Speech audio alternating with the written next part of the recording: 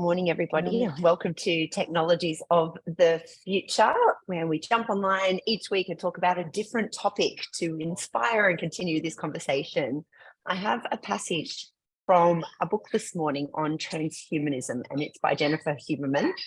And the passage is from the chapter Back to the Future Approach to Transhumanism. If anthropology is indeed the comparative study of humankind, then what could be better grist for the anthropological mill than a group of people who are explicitly devoted to ushering in a new kind of human, or rather post-human? Over the past 30 years, transhumanism has emerged as a significant socio-cultural movement.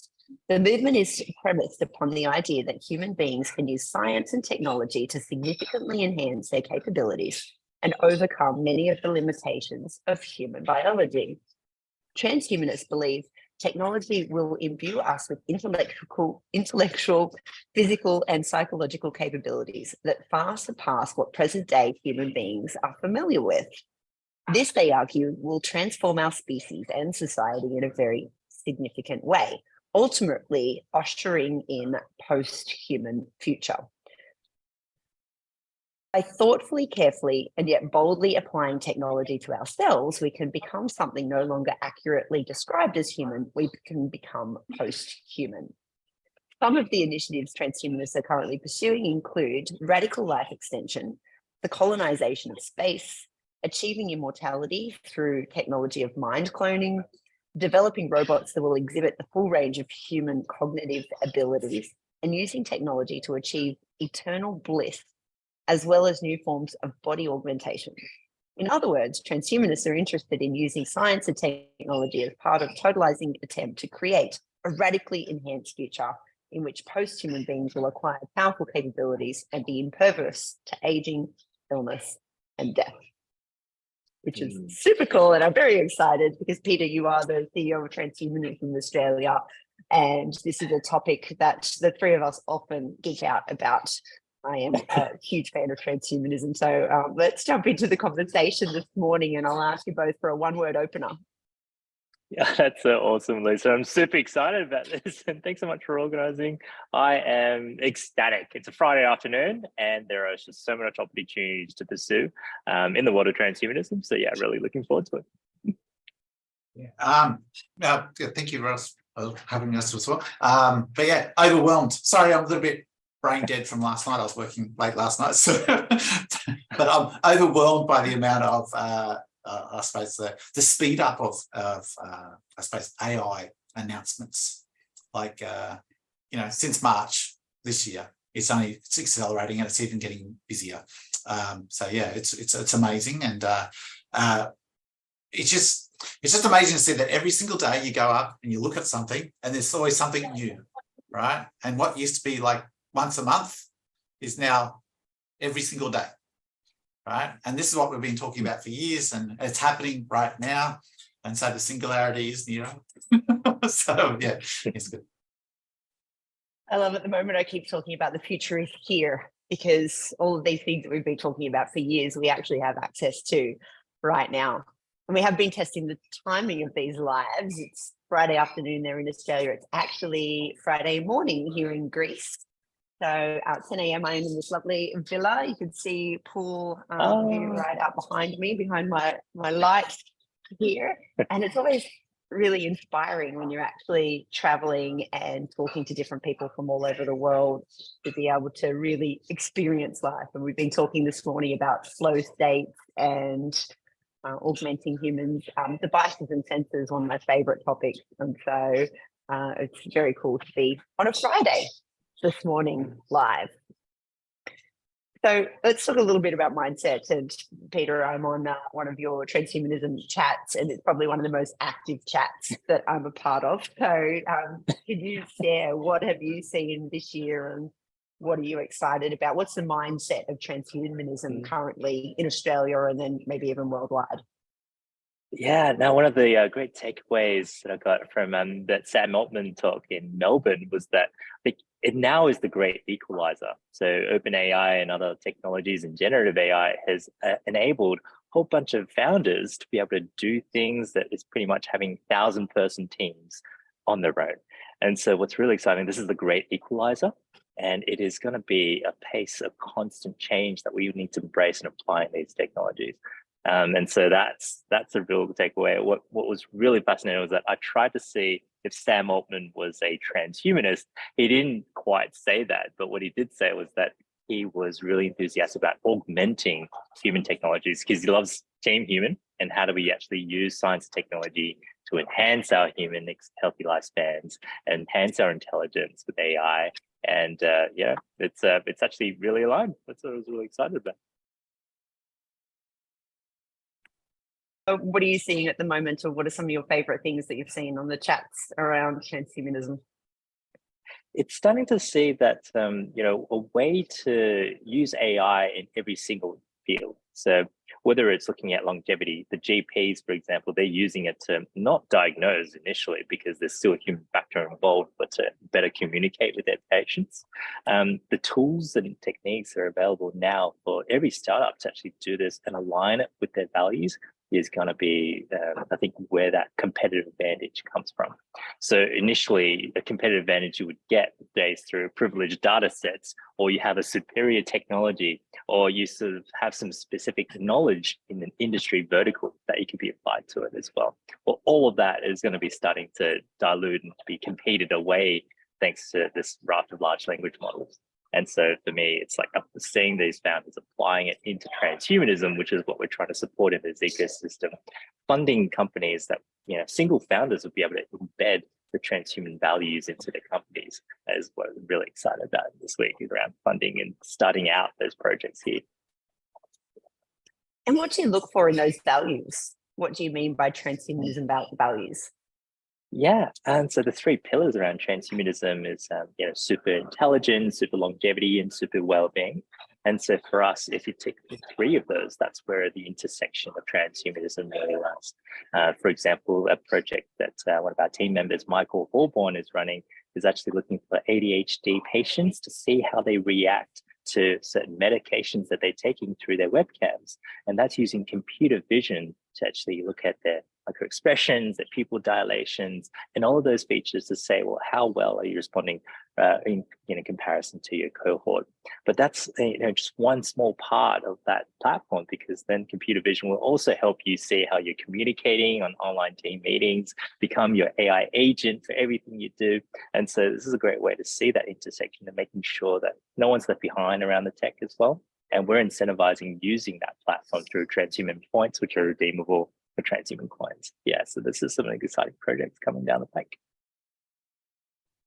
I love talking about super intelligence. We're just talking about one of those first pillars, and I see AI as this external intelligence at the moment. And so we're able to tap into those large language models. And I think if you're just talking about the text and open AI, what people are actually tapping into now is such a small part of what AI is going to be able to do in the future. So I love you're doing that with visual recognition software. And what else can we do in the future, do you think, that is exciting? So definitely for me, visual recognition, auditory, it's almost like the whole world is going to be intelligent around us and be able to tell us certain things. How open are we to receiving that information?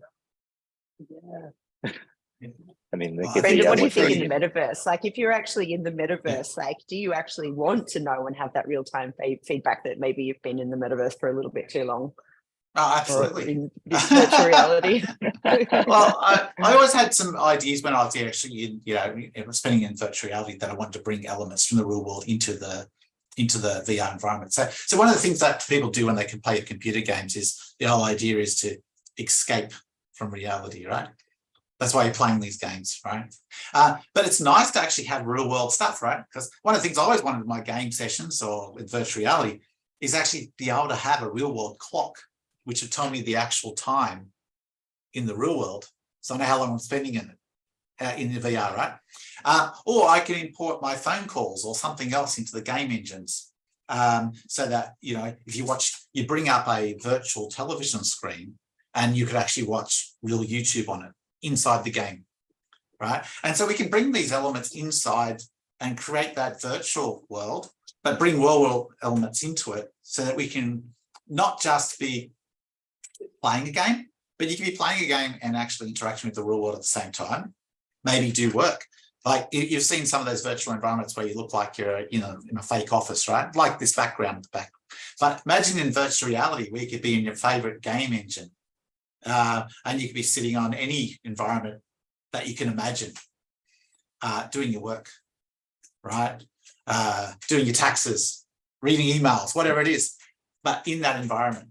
And that just makes everyday stuff that you do that's pretty mundane a little bit more exciting, right? So you can actually feel like you're sitting on, the top of Mount Everest or on the moon or Mars or whatever it is, and then working away or reading your emails or reading a book or doing whatever you're doing, and makes I suppose the drudgery work sort of stuff a little bit more exciting, right? And with that, obviously you've seen the Apple announcement. It's like the next generation of AR. Yeah. What are the new technologies and the tools? I know the Apple one was announced this week. Can you share a little bit about those that you're seeing? Well, the Apple's one's probably the most famous because, Apple has it's a very bad kept secret that Apple's been working on some device for a while now. They finally announced it. It is very expensive, right? It's about $5,000 Australian, and it's not even out yet. So it's interesting, but it's not really that exciting, right? What they're doing, there's a guy who's actually made an open source version of the GUI that sits inside that, and he's backported it in for something for the Quest Pro. So the Quest Pro is much more affordable, has maybe not quite as good cameras and optics, but you can do exactly the same thing that the expensive Apple one, and you can do it now. And so that makes that accessible to almost everybody, right? It's still very expensive. But I think that sort of metaverse technology, along with stuff that NVIDIA showed off, which has now got AI avatars interacting with large language models, so you can actually engage in actually long conversations and knowledge of the world, is going to make entertainment and also interaction with your favorite characters, like your Jarvis one you were always talking about. You can have your own Jarvis instead of having like your Iron Man suit. You can have your Jarvis inside your metaverse, giving you all that knowledge, interacting with things like ChatGPT-4 or whatever, with voice, an avatar of your choosing, and also taking voice commands. And that means you've got your own personal assistants, either AR or VR, and you can take it with you. Yeah, that's pretty cool. And Peter, we were actually at one of your transhumanism meetups at your office there at Stone and Chalk in Sydney, and there was someone that was demoing a bias tool. Can you share a little bit about that?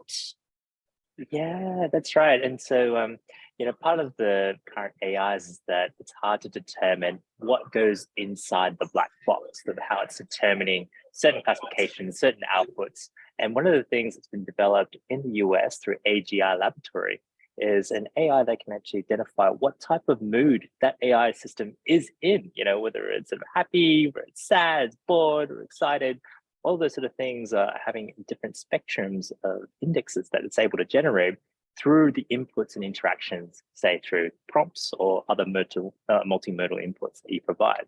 And that way you can sort of see how the outputs are influenced by the internal moods and expressions that AI agent is experiencing at the time. It's a really exciting project because it's starting to work our way backwards around a theory of mind, the cognitive architectures of how we design these AI agents to better reflect what it is to be human, and how to try to solve some of these mysteries in the brain, and at the same time identify those biases that could be inherent in humans if these AI agents are trying to replicate that same process. Yeah, so it's really exciting, and I think the combination of those additional sensors, say through the XR headsets that Brendan's talking about, will also give further insights onto our human psyche. Kind of like, with the webcams through the Chrome plugins, the next iteration of that would be the cameras that are inside the Apple Vision Pros, which will detect the sort of different pupil dilations as they're deciding to click or not. And so, yeah, it's going to be an interesting way to get those additional sensors for. Peter's in the office today. Actually, it reminds me I need to share about soul machines as well. And they're doing an NFT and a digital soul where it's actually doing emotional recognition on the scales. And then that adds to your NFT, which you're continually growing and teaching, which is really cool. So the bias tool actually that I was talking about, I loved, and Brendan, you were there, they actually typed in, I think it was an Einstein quote into this tool, and it came up with 16 bias. And one of those was, there's a bias that happy is good, or that, sunshine is a good thing. And so, some of these bias that we don't realize that we have. It's interesting to be able to then have a tool. A lot of people associate that a bias is bad, but actually a bias is both good and bad. I have a bias to being on a Greek island than being, somewhere different. So I think, understanding our own bias, and I think that's where technology can help augment us, and that super intelligence, as you say, there's a lot of opportunity for the future just for continuous learning about ourselves and about others. Yeah, and yeah. What are the cool things? Oh, yeah, I was just about to say, sorry, that's a little bit, but the AI explainability side is sourcing those inputs as well. So as you see through the latest GPT plugins, is that you can reference where you got those ideas from, the source information, and overlay that emotional state that the AI is in as well. Yeah, so Brendan. Oh, I was going to say that I suppose one of the biggest things about AI right now is the fact that its accessibility is what's making its intelligence explosion right now, right? So you don't have to learn some weird API or be a coder or be a lab technician or anything like that. Anyone can interact with these things using language, right? Now, obviously, the quality of the outputs is going to be depending on how you interact and how you prompt it and knowing how that sort of stuff works. But people can get very, very powerful statements with very, very low friction just by speaking to it, asking it questions. And as long as you know its limitations, you can get a lot of useful information, right? And also with people are actually now using it, even though you're not supposed to, but people are actually using it now to analyze their own biases, their own deficiencies, etc. And that's been helpful for a lot of people who have social anxiety and things like that, where they don't want to talk to a doctor or they don't want to talk to someone else, but they can now talk to an AI without judgment. Now, there's obviously risks to that because these algorithms are not necessarily designed for that, and they're not trustworthy. They can give you good and bad results, but people are using these. But I think one of the good things is now it's replaced encyclopedias, right? You can just ask it anything, mathematics, physics, and then you can tune down to your own level of understanding on how you want that information explained back to you. So if you're a physicist, you don't really you want more of the accurate information. If you're a young child, you probably just want explain like I'm 5 type thing. And you can basically feed a large amount of information to it and just give it back to you at the level that you understand. And people using it as their own personal tutor to actually improve their knowledge of certain topics. I love it. I am going to ask you both for a vision of the future. I think the impact is quite significant. So I'd love to focus on what you see the world like in 2029, 2030. I think we were talking about the singularity of, what would you like the world to look like? Yeah, I think for me, it's seeing the physical and mental work that's starting to become more and more replaced by these AI agents. I mean, we're already seeing in what's happening in Tesla and how they're having these multimodal neural networks already embedded in the full self-driving suite in all those millions of cars that are already on the streets. And that's able to facilitate autonomous driving. But that same technology has been translated into the Tesla bots, the Optimus robot. We use that same stack to do initially the hard, the boring, the repetitive, dangerous type of work, starting with the Tesla factories. But as these software and hardware models evolve, it'll mean that people will have to work less and less, and the tasks will be more and more automated. but the roles themselves might be a better prompt engineer in terms of what you're telling the goals of the AI agents to do. But eventually it might be the point where the AI agents will create their own goals by, just be able to prompting itself, as we're seeing through the likes of AutoGPT. And so 2030, I think it just hope for a point where, hopefully this is a utopian future that we're getting towards, a world of abundance, that these AI agents are able to alleviate a lot of the challenges we're facing around the world. And hopefully we can accelerate it and making sure that that's also aligned with our human values along the way. Yeah, brilliant. Same thing, Peter. The abundance thing is probably the most important one here, but it's also organization, right? One of the big powerful things that we can use about AI is maybe not to do everything, but it's more like an inspiration engine. So there's so many people who've got ideas but don't know how to execute them, or it can't put them into words. And so what I like to see is when we get towards the singularity, right, people can come up with all these ideas that they've had locked away in their head, put them into words that other people understand, put them into actions of solving things like climate change, cancer, poverty, etc., and to be used to do all those sustainable goals that we keep talking about, right? I believe there's a research that came out last week, I think, is where they got AI just to randomly build a bug spray, but it didn't just design it, it actually manufactured it as well, all automated, right? And so we could do these things to actually solve issues like the big problems like climate change and the scarcity issues and recycling and all this stuff, which will eliminate conflict, eliminate suffering, and hopefully get to that utopian aspect that we were always talking about. I love it. Actually, the villa here in Greece is filling up. So it's just about time. I am going to give you a quick little share as I show you outside here. My vision for the future is that we are able to live as our best selves. So show up every day, feel happy, feel healthy, and be able to be in that flow state and maximize human productivity.